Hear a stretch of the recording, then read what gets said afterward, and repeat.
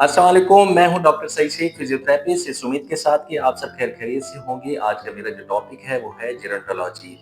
What is the difference between gerontology and geriatrics? देखिए, gerontology ये है कि हम किसी भी एक बूढ़े इंसान को जो देखते हैं वो biological, psychological and social in 3 aspect से देखते हैं, तो इसको हम काउंट करते हैं जेरोंटोलॉजी में। और जेरियाट्रिक्स में हम जो बात करते हैं वो सिर्फ़ और सिर्फ़ ट्रीटमेंट में बात करते हैं कि ओल्ड एज पीपल को हम कैसे ट्रीटमेंट दें कि उसकी जो बीमारी है वो दूर हो सके। आजकल जो एरा है जिसमें जब इंसान बूढ़ा हो जाता है तो उस वक़्त जो नौजवान है वो बिल्कुल भी केयर नहीं कर पाता है और वो देखता है कि ये बूढ़ा शख्स है, इसके क्या इमोशंस हैं, इसमें किस तरीके से हम इसकी बीमारी का ख़्याल रख सकते हैं, क्योंकि एक बूढ़े शख्स का जो माइंडसेट होता है उसको आप चेंज नहीं कर सकते। वो अपनी ज़िंदगी का एक बहुत बड़ा हिस्सा एक उसमें एक्सपीरियंस में गुज़ार चुका होता है। तो आप उसका माइंडसेट तो नहीं चेंज कर सकते, लेकिन उसको समझ सकते हैं। उसको समझने के लिए आपको जीरियाट्रिक्स या जेरोंटोलॉजी ये पढ़ना बहुत ज़रूरी है। आजकल मैं पढ़ा रहा हूँ, मैं आपको पता है कि टीचर भी हूँ इंस्टीट्यूट में, तो उसमें मैं जीरियाट्रिक पढ़ा रहा हूँ। तो मैंने सोचा कि आप लोगों को भी अवेयरनेस दी जाए। हमारे घर में बहुत सारे जितने भी अफ़राद यहाँ पे रहते हैं, वो समझते हैं कि इंसान अगर बूढ़ा हो जाए, तो बस वो फिर दिमागी तौर जो है वो ख़त्म हो जाता है। ऐसा कुछ भी नहीं है। उसके अपने इमोशंस होते हैं, वो अपनी बीमारियों से लड़ रहा होता है।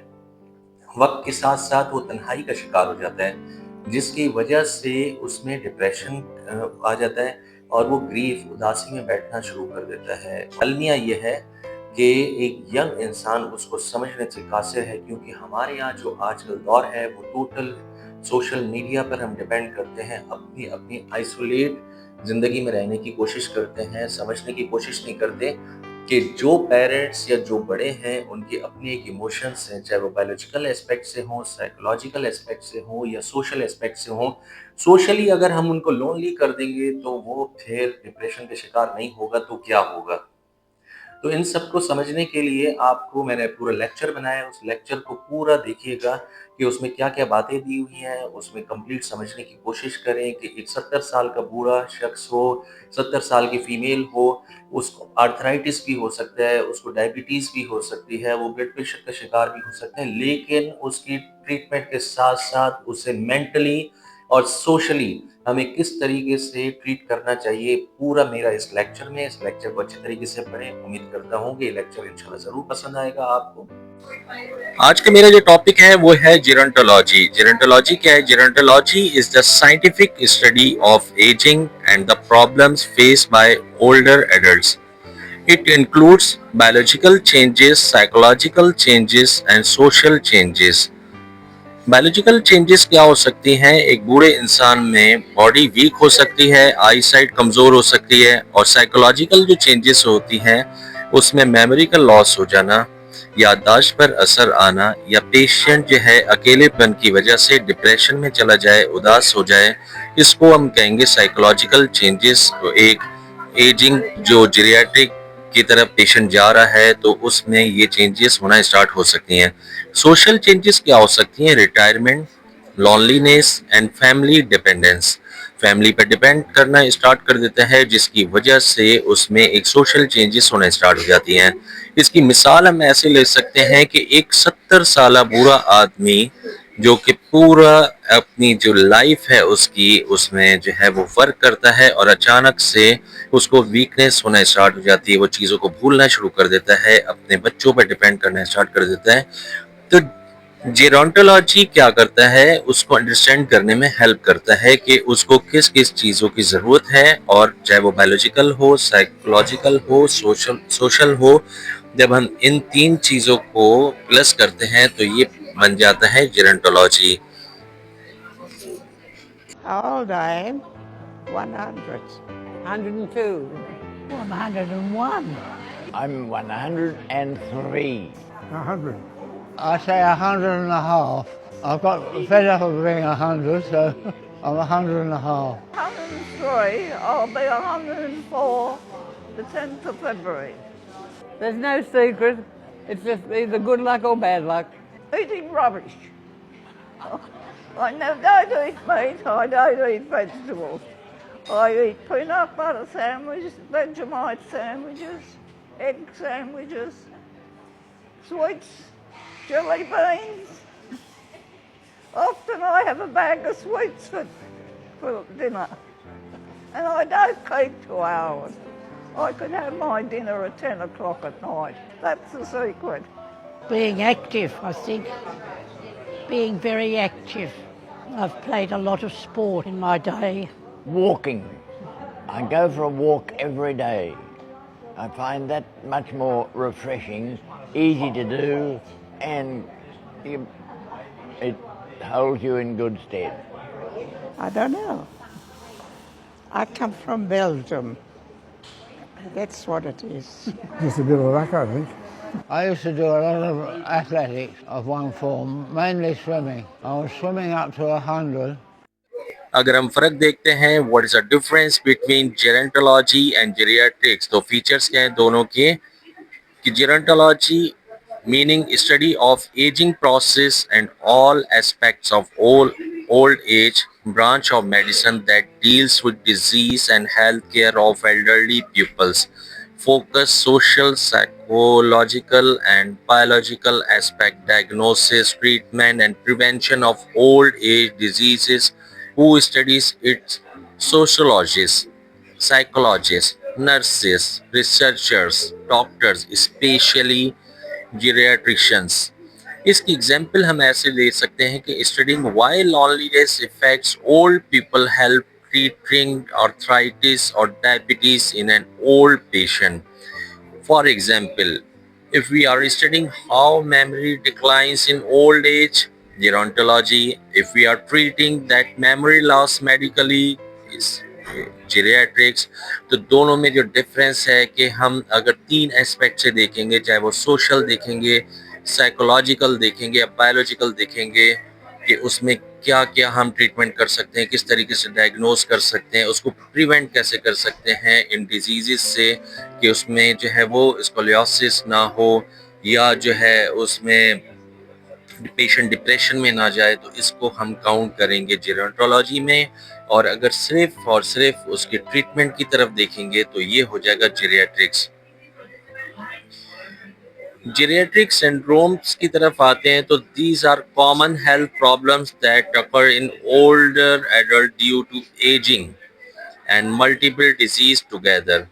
कॉमन जीरियाट्रिक सिंड्रोम्स कौन कौन से? Falls due to weak muscle और poor balance, delirium, sudden confusion, forgetfulness, incontinence, loss of bladder or bowel control, and pressure ulcers, bad sores from lying too long, frailty, journal weakness और slow movement, sensory impairment, hearing और vision loss.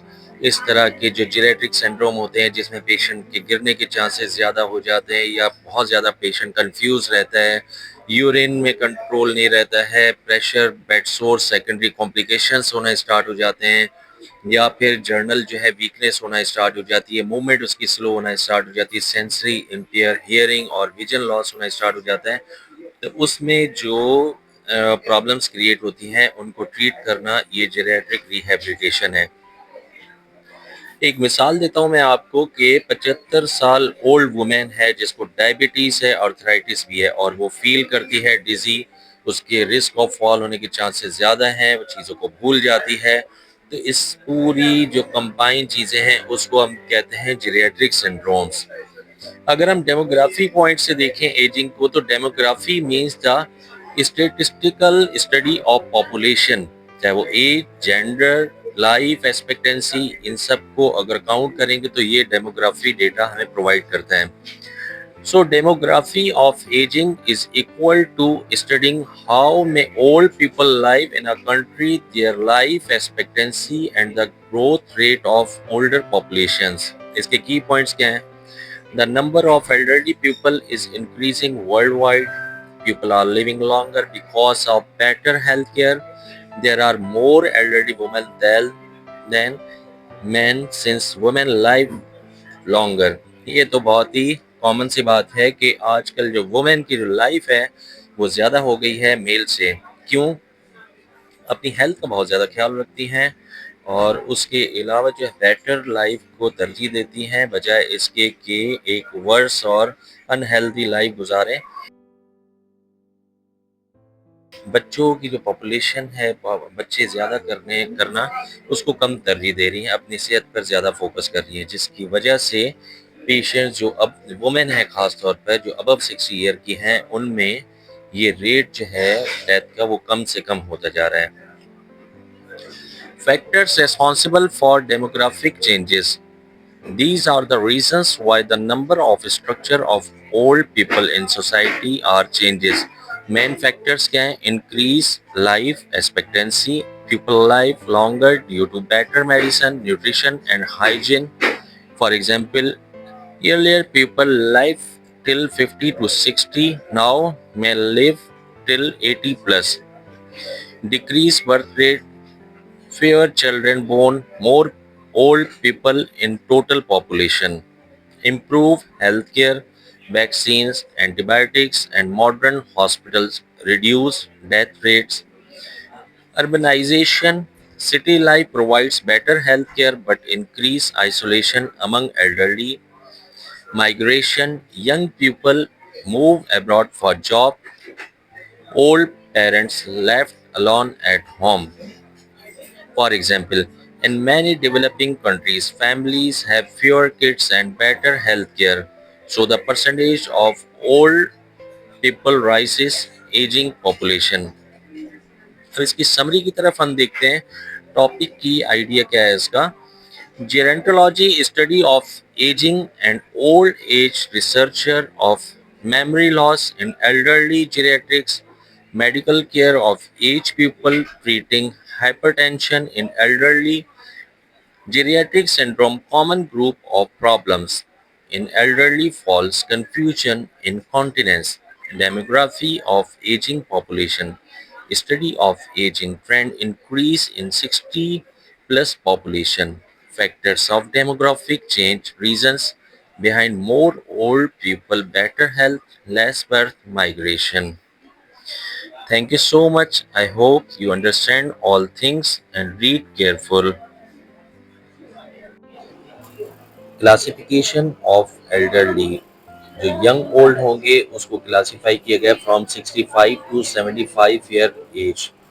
इस as में फिर देखा जाएगा कि उनके साथ क्या क्या प्रॉब्लम्स हो रही हैं और वो फिजियोथेरेपी से कितना बेहतर हो सकते हैं। अगर ओबीस हो गए हैं तो उनको फिर हेल्थ डाइट चार्ट दिया जाता है। इसी तरह मिडिल एज, जिनकी एज जो कंसीडर की जाती है from 75 to 85 years of age, ये इस ग्रुप में कंसीडर होते हैं मिडिल एज में।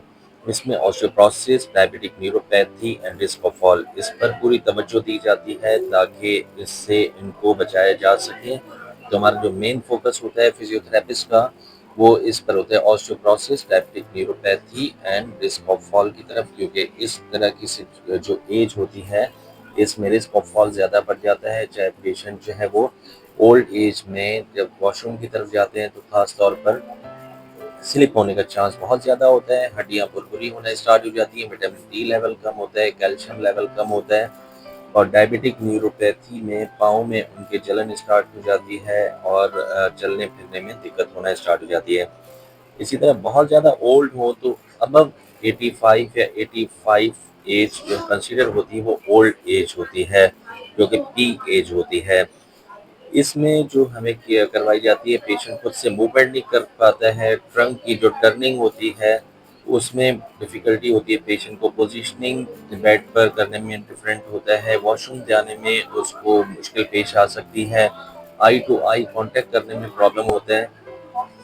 हमारा जो मेन फोकस होता है उनकी मूवमेंट पर होता है, उनको जेंटल वॉक करवाने में होता है, ट्रंक की टर्निंग ब्रिजिंग हम करवा सकते हैं, उनकी पोजीशनिंग बेड पर वो बात पोजीशनिंग जिसको हम कहते हैं वो करवा सकते हैं, बेड टू चेयर कैसे होना है और सबसे ज़्यादा उनको जो है वो आप फ्रैंकल एक्सरसाइजेस करवा सकते हैं। इस तरह की कंडीशन में आई टू आई कांटेक्ट कर सकते हैं ताकि पेशेंट हैप्पी फील करे और आपके साथ अच्छे तरीके से बात कर सके। पेशेंट कह रहा हूँ बार बार क्योंकि हमारे पास क्लिनिक में इस तरह के पेशेंट्स आते हैं, लेकिन आप इनको बुज़ुर्गों की तरह ट्रीट कर सकते हैं। घर में जो आपके बुज़ुर्ग हों तो बुज़ुर्ग वो ज़्यादा कहना ठीक होगा कि आप अपने बुज़ुर्ग के साथ जो है वो शफ़क़त से पेश आएँ, उनके साथ बातें करें, उनके साथ टाइम गुज़ारें। तो ये हमारी जो सोशल जेरोटोलॉजी है इसमें हम लोग फिर पूरा उतरेंगे।